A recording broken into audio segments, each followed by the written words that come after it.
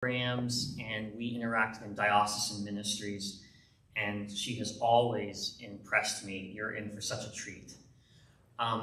She is not unfamiliar to Memphis. She grew up not far from here. She went to LeMoyne-Owen and then did her PhD in human anatomy from the University of Tennessee Health Science Center. She worked for 13 years at Meharry Medical College and then moved to the University of Massachusetts Medical School, where she was on the faculty for 27 years. During that time, she was a professor of radiology, cell biology, anatomy, embryology, nursing classes. By the time that she retired in 2016, in addition to teaching, she was vice provost for school services. And since her retirement has been named Professor Emeritus of Radiology and has had a scholarship established in her name to help underrepresented and disadvantaged students pursue their vocation. Most importantly, however, she is a fellow beloved child of God. She discovered the Episcopal Church as a young girl, got involved in Emmanuel, did diocesan EYC, traveled around the diocese doing that, and has stayed involved in local church and in national church work and international church work throughout her life. She was, for a time, the president of the Union of Black Episcopalians, the first woman to hold that office. She has been to General Convention numerous times. She was on the editorial board of the Lift Every Voice and Sing hymnal. Was a trustee for the Church Pension Fund, and she is presently on the search committee for the next presiding bishop, who will be elected in 2024. I personally have always been impressed when she talks about the human body, how she has observations into the thought that our Creator put into designing us, and that's what we've asked for her to speak about today. But first, let's have a word of prayer. Oh, gracious God, we thank you for creating us in your image and for the wonderful care and intention in which you have put into designing us to do your work. Be with us now, open our hearts and our minds so that we may see your hand at work in your creation and live out to your honor and glory. In the name of your Son. Amen. Welcome, Debbie. Okay, thank you, Jesse. Can you hear me? Is the sound okay with this? Yes. I've asked if I could sit down, because I'm just getting to that point in my life where sitting down is easier. And I would like for this to be a conversation. Okay. When I go to church and say, she gonna preach. No, I don't preach. I teach. That's my calling. I tell my husband, you preach, I teach, but we have a lot in common. Okay? So you know, I want to make this easy. Father Rencher, this is our first time officially meeting. Yes. I know him by reputation. I know him by reputation. It's a good one. It's a good one. So I'm just very pleased to finally get a chance to lay hands on him. And the fun between Jesse and me is I follow him around. He's kind of my guinea pig. Jesse went to Israel, and when he came back, I picked his brain about Israel. And based on what he told me, my husband and I went to Israel. Jesse moved here in the midst of COVID. And based on what he learned about moving during COVID, we made our plans accordingly. I even used the same mover, the company that he used. So I just kind of followed Jesse around. But it's a real pleasure to be here. I'm honored to be invited. And aside, when I was growing up in Memphis, I couldn't come to church here.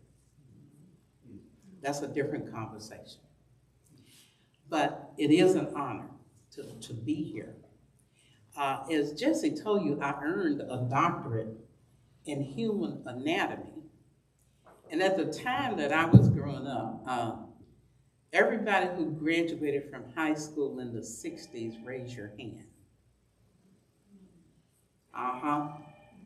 That's my contemporaries. They told us women couldn't do science, women couldn't do math. As a matter of fact, most banks wouldn't let women have bank accounts, okay? I love science, I love math. And my call to science came when I saw a pipe come out the wall, split into two. And one of them went to the colored water fountain, and the other went to the white water fountain. I went over to the white water fountain and took a swig, and I said, it's the same water. What is this about? That was when I discovered my true calling to science, asking questions and looking for the truth. Thereafter, I didn't believe anything anybody told me. They had to prove it to me. Everything had to be, give me the facts. Let me follow the facts. And so I followed my call to science. So if you were good in science in those days, you had to be a doctor, right? Well, I was on that path, graduated from Hamilton High School, went on to LeMoyne-Owen College, and participated in some summer programs where I got a lot of patient exposure. And that's when I found out I didn't like sick people. That's not good for a physician. That doesn't work. But I loved medicine. I loved thinking about medicine. I loved the problem solving that you did in medicine. So what can I do in medicine and not deal with sick people? And that's when I discovered I could either get a PhD in pathology or anatomy. I wanted to go for the pathology doctorate, but the MDs in pathology were upset.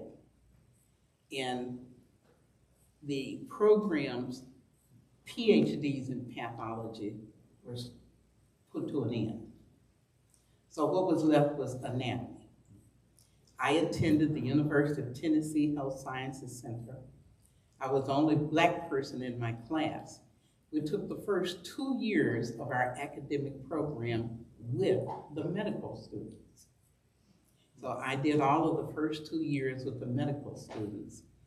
And at the time I was in graduate school in the early 70s, it was not easy because they made it clear that I was not wanted there. In getting a doctorate, you have to do original research. And in doing my original research, often my work was sabotaged.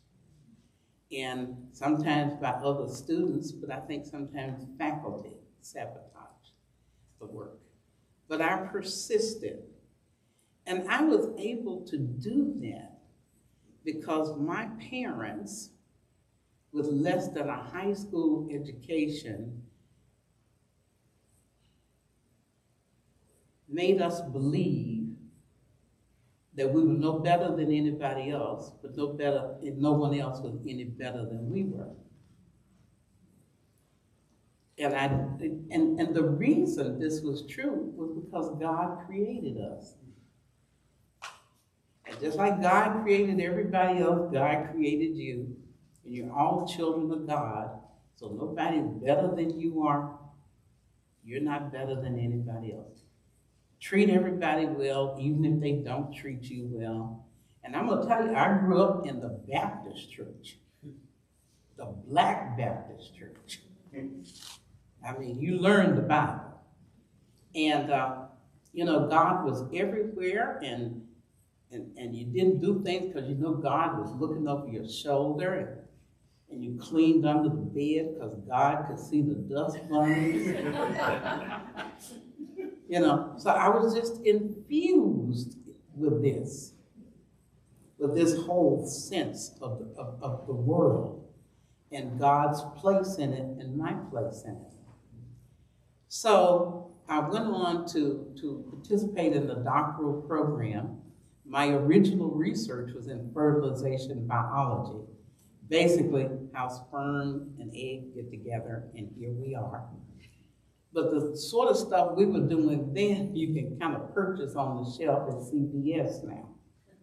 You can do it at home on your own. But this was big back in those days, you know, learning more about how fertilization took place so that we could learn how to control it, leading to things like in vitro fertilization and that sort of thing. So I'm very happy to learn all of that. Learning how from two cells coming together, we get all of this. And the systems and the processes of development and how one process led to the other, you know, watching the embryology, and anatomy is terminal embryology, by the way. And how you go from that to all of this. And I just knew if it was left up to us as human beings to do this, I don't think we'd end up with what we got, okay? We might end up with a wheel, and one eye, okay, and one hand, and you know. You know how things work when committees do them? Okay. But it really enriched my appreciation for this creation. So, how many of you ever had to take anatomy? Okay. How did you feel about it? How did it strike you when you took anatomy? I loved it. I'm so fascinated by it. You get sucked into it. Anybody else? How do you feel about it? Yeah. I hated math in secondary school, but I was thankful for it in math. Okay. All right. Anybody else? To me, it was like following one big detective story. Okay. So as I went on in my career, I taught human anatomy for 40 years between Meharry Medical College and the University of Massachusetts Medical School, and trying to convey to students what this whole thing was about and break it down into its simplest form was what I strove for, because it's not rocket science. It really isn't. On one hand, anatomy is a language. It has a nomenclature. A lot of it based on Latin. A lot of it is based on the shape of things. And I used to tell my students, if you just listen to the words, they'll tell you what it looks like. If you look at the base of the skull, there's something called the foramen magnum. Translate that. The big hole. The big hole on the base. You can't miss it. It's the biggest hole there. And it's where the spinal cord leaves the brain and goes down into the spinal column. So let's start with the big hole. Then there's a foramen ovale, the oval hole. A foramen rotundum, the round hole. There's a spinous process. That's a pointed thing. You've got all kind of tubercles. The tuberosity major, the tuberosity minor. What's a tuber?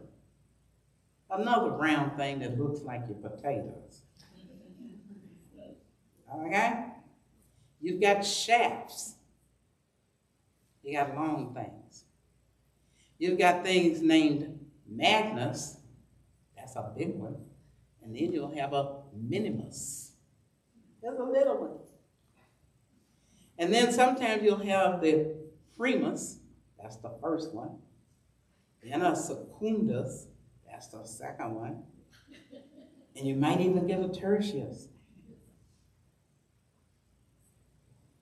That's how most of the structure are named, by shape. So I would play a game with the students. I said, okay, let's name these structures. We don't know. Yes, you do. Yes, you do. And they were surprised at how much they actually knew. At the medical school, we had outreach programs all the way down to kindergarten. And the kids would come to the medical school on field trips. And I had a box of bones, bring in a group of second graders, and we'd sit on the floor and I'd put the bones out on the floor. I said, okay, these are human bones. Let's get the ugh out the way. Everybody goes, I said, we don't do that anymore. These are human bones. I said, I'd spread them out. I said, now put it together. And they go, yeah, put it together like a puzzle. And it was amazing that in 15 minutes, they would have the whole thing lined up. For example, the spinal column, the bones of the spinal column. They put them together according to size, and they put the smaller ones on the top and the larger ones on the bottom. I said, now why did you do that? They said, because if you put the big ones on top, it'll make it heavier up there. That's why. The bones of the upper limbs are very much like the bones of the lower limb, but they got that right. I said, so why did you put those bones up there and the lower limb down there? They said, because the bigger ones need to be on the bottom to carry more weight. I'm talking to second graders. And they figured it out. That's the way it is. So do you see what I'm saying? That it's not rocket science. And the marvel to me is God was smart enough to figure that out. God was smart enough to figure that out, to put this puzzle together, whether it's the anatomy of a human being, or the anatomy of a bird, or the anatomy of a dinosaur. God was smart enough to put all of that out. Now we know the body is composed of certain chemicals. The other thing that I marvel at is the periodic table. Where are my chemistry people? You know, those are all the chemical elements in a chart. And when you put it together, the things that the negative charges are on one, see, Jess is having a good time over there. And the things that the positive charges on the other side. And in order for those two chemicals to come together, one has to have a negative, one has to have a positive. And that's what holds them, those bonds together. Everything on this planet is composed of those elements. We know that. We can tell you the exact amount in anything, in this floor, in your body, in the food you're eating, in the coffee you're drinking. But what can't we do? We can't breathe life into those chemicals. As smart as we are, God has allowed us to figure all of this out, but we cannot figure out how to give it life. That's the last step. And that is a marvel to me, that God has allowed us to know that much. So for the most part, we can treat many diseases. If you're like me, you have hearts replaced. Okay, you've had cataracts removed. It just, you know, as we get older, parts wear out. And at least we can replace many of them. sometimes with better materials like titanium. I set off all kinds of alarms when I go through the airport. But the point is, as much as we know, as wise as we have become as human beings, we are able to do all of that, but we cannot give it life. Now, I would like to reflect with a particular scripture, and you can help me to deal with this. 1 Corinthians 12 through 27. There is one body, but it has many parts. But all of its many parts make up one body. It is the same with Christ. We were all baptized by one Holy Spirit, and so we are formed into one body. It doesn't matter whether we are Jews or Gentiles, slave or free. We were all given the same Spirit to drink. So the body is not made up of just one part, it has many parts. Suppose the foot says, I am not the hand, so I don't belong to the body. By saying this, it cannot stop being part of the body. And suppose the ear says, I am not an eye. I don't belong to the body. By saying this, it cannot stop being part of the body. If the whole body were an eye, how could it hear? If the whole body were an ear, how could it smell? God has placed each part of the body just as he wanted it to be. If all the parts were the same, how could there be a body? As it is, there are many parts, but there is one body. The eye can't say to the hand, I don't need you. The head can't say to the feet, I don't need you. In fact, it is just the opposite. The parts of the body that seem to be weaker are the ones we can't do without. The parts that we think are less important, we treat with special honor. The parts that aren't shown are treated with special care. The parts that can be shown don't need special care. But God has put together all the parts of the body and has given more honor to the parts that didn't have any. That takes on a lot of meaning for me in the context of what I've learned about the body. But the larger context is all of us as part of the body. We're all different. We all have different talents. We all have different things that we bring to the table. But it is in working together that we bring about the will of God. What we've got to do is listen to the other parts and appreciate what those other parts are doing and bringing to the table. So what's my takeaway from this? Well, first of all, I thank God for creating all this wonderful creation, but especially humans, since I'm one. Without that, I wouldn't be here. I'm not worried about y'all. I'm glad to be here. Life only comes from God. Only God can breathe the breath of life. And then the other thing is we just should do a better job of taking care of all of God's creation, but especially that creation sitting in that chair with you. So I'll stop and we can have a discussion. We can talk. Yes?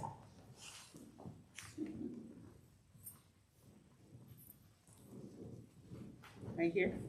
We're gonna make Jesse run around the room. That's good for me. I grew up in Memphis too. Mm-hmm. I grew up in this church. I graduated from Memphis Central. What year? 73. Oh, he's a baby. I look at you and I say, there's a lady who's achieved a lot, and a big piece of it is gratitude. How do you practice gratitude? Oh, you just do it every day. You know what? People think prayer is something you do alone. Just thank you. If you don't say thank you 1,000 times a day, you're not grateful. And you verbalize. You have to say. You don't have to say it to anybody. God will hear you. You know, I thank God for this comfortable chair. Thank you.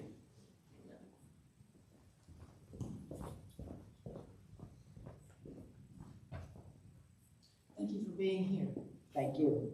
How does evolution figure into your view of development, the anatomical development? Okay. You go back to the 7-day thing. You know, God created. I don't think there was anybody there with a watch. It's like, okay, your 24 hours is up now. Okay?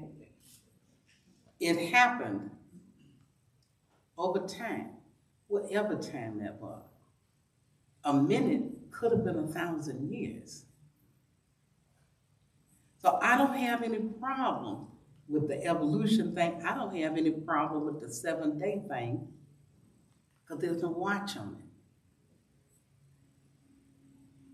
So the creation story in the Bible and evolution, both of them were good to me. And since I wasn't there, I'm not voting.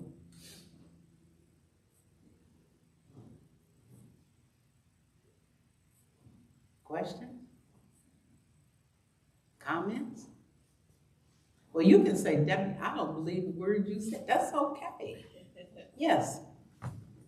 With respect to the process of evolution, can you speak to us about how organs, like the appendix and so on, over time, how they function and their structures? Okay, you speaking of the appendix as something we don't use anymore. Right. And if you don't use it,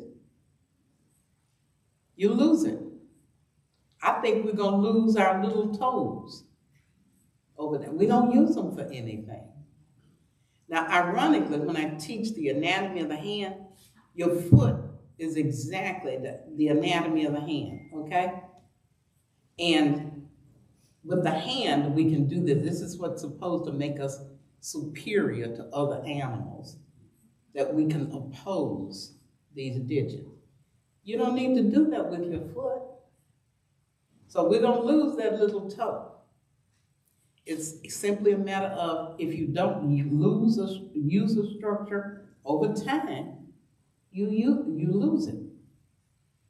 And I think God figured it out. One of my favorite developmental stories is the development of the genital urinary tract, and how this ridge of tissue in the embryo gives rise to, on one hand, the kidneys, the ureter, the bladder, and on the other hand, either the ovaries or the testicles, in stages. The kidney goes through something we call a pronephric, the mesonephric, and the metanephric kidney in stages, till we get to what we have as a definitive kidney. If we ever get to the point that we don't need kidney, they'll go away. Right now, they seem to be pretty important, though. So any structure we don't use, we pretty much lose. Yeah. Here you go over here.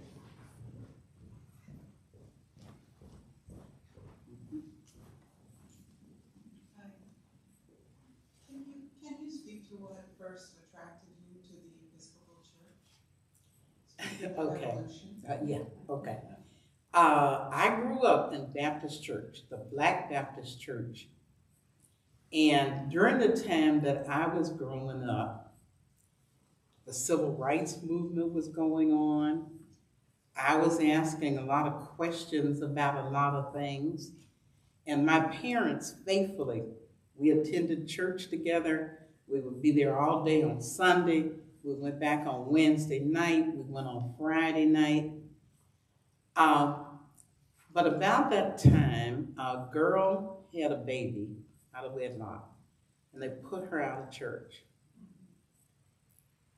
And a boy started singing rock and roll music, and they put him out of church. And I did not think God had allowed for me to reach puberty and did not intend for me to enjoy it. I'm serious, at 12, this is what I'm thinking. And so I told my parents, I said, I'm not going back there. They said, well, we didn't like what we saw, but we don't know what else to do. They said, and we want you to go to church. I said, I'll go to church. I believe in God. I believe in God. I believe in Jesus, but I don't believe what I saw. And I went on my vision quest. And I had a list of what I was looking for, the questions I would ask. And I visited different churches in Memphis. Now, at that time, you must understand that all the churches I visited were Black. Okay? Black Catholic Church, Black Methodist, Black Presbyterian, Black Lutheran. And at that time, the Black Muslims had also recently come to Memphis. And I asked my questions, and I kept a score. And the Episcopal Church ended up with more points. I went to Episcopal camp up in Mason, Gaylor Maxon, because that was the camp for the Black kids. We couldn't go to Sewanee. Morning prayer, noonday prayer, evening prayer, and compliment every day. I loved the structure. I loved being able to know what to expect. And so when I added up all the figures, the Episcopal Church got more points. And that's when I joined the Episcopal Church, ripe old age of 15. And my parents, in their wisdom, allowed me to do that because they said, it's your choice. And I've been in the Episcopal Church since I was 15 years old. The other thing, I like the fact that I could participate on all levels of the church. I'm not a spectator. I'm a participator. And the Episcopal Church allowed you to participate in all levels of decision making.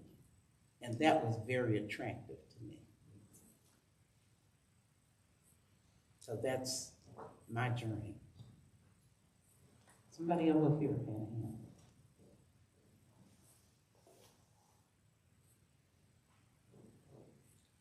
Okay. Well, if there are no more questions, I really appreciate the invitation. Thank you for the invitation. And I've been here a couple of times, my husband and I, to visit as we were looking around before he ended up at his church in Millington. So thank you very much for having me back.